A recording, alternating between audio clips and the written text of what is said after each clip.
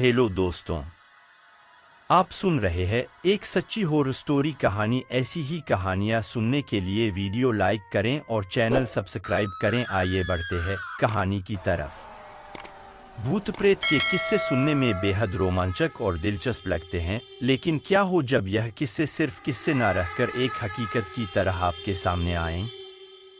आज की युवा पीढ़ी भूत और आत्माओं के होने पर विश्वास नहीं करती, लेकिन जिस पर आप विश्वास नहीं करते वह असल में है ही नहीं। यह तो संभव नहीं है ना।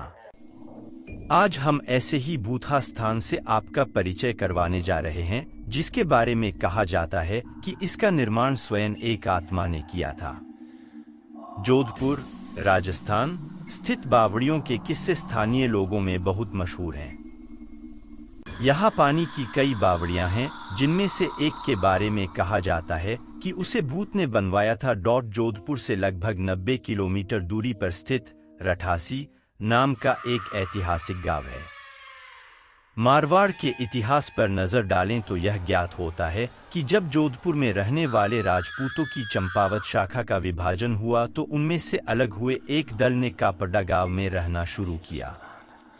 लेकिन इस स्थान पर रहने वाले युवा राजपूत राजकुमारों ने गांव में साधना करने वाले साधु महात्माओं को परेशान करना शुरू कर दिया। उन राजकुमारों से क्रोधित होकर साधुओं ने उन्हें श्राप दे दिया कि उनके आने वाली पीढ़ी इस गांव में नहीं रह पाएगी। साधुओं के श्राप की बात जब राजकुमारों ने अपने घर में बताई तो सभी भयभीत हो गए और उस गांव को छोड़कर चले गए। इस गांव को छोड़कर वह जिस गांव में रहने के लिए गए उस गांव का नाम है रठासी गांव। यह जोधपुर से लगभग 90 किलोमीटर की दूरी पर स्थित एक ऐतिहासिक गांव है। इस गांव में एक बावड़ी है, जिसके बारे में कहा जाता है कि वह भूतों के सहयोग से बनी है। अर्थात उस बावड़ी को बनाने में भूत प्रेतों ने गांव वालों की सहायता की थी। ठाकुर जयसिंह के महल में स्थित इस बावड़ी को देखने के लिए लोग दूर दूर से आते हैं। इस बावड़ी के विषय में यह कहानी प्रचलित है कि एक बार जब ठाकुर जयसिंह घोड़े पर सवार होकर जोधपुर से रठासी गांव की ओर जा रहे थे, तब रास्ते में ठाकुर साहब का घोड़ा उनके साथ साथ चलने वाले सेवकों से पीछे छूट गया और इतने में रात हो गई। राजा का घोड़ा काफी थक चुका था और उसे बहुत प्यास लगी थी। रास्ते में एक तालाब को देखकर ठाकुर जयसिंह अपने घोड़े को पानी पिलाने के लिए ले गए। आधी रात का समय था। घोड़ा जैसे ही आगे बढ़ा, राजा को एक आकृति दिखाई दी जिसने धीरे धीरे इंसानी शरीर धारण कर लिया। राजा उसे देखकर डर गया। उस प्रेत ने राजा को कहा कि मुझे प्यास लगी है, लेकिन श्राप के कारण मैं इस कुएं का पानी नहीं पी सकता। राजा ने उस प्रेत को पानी पिलाया और राजा की दयालुता देखकर प्रेत ने उसे कहा कि वह जो भी मांगेगा वह उसे पूरी कर देगा। राजा ने प्रेत को कहा कि वह उसके महल में एक बावड़ी का निर्माण करे और उसके राज्य को सुंदर बना दे।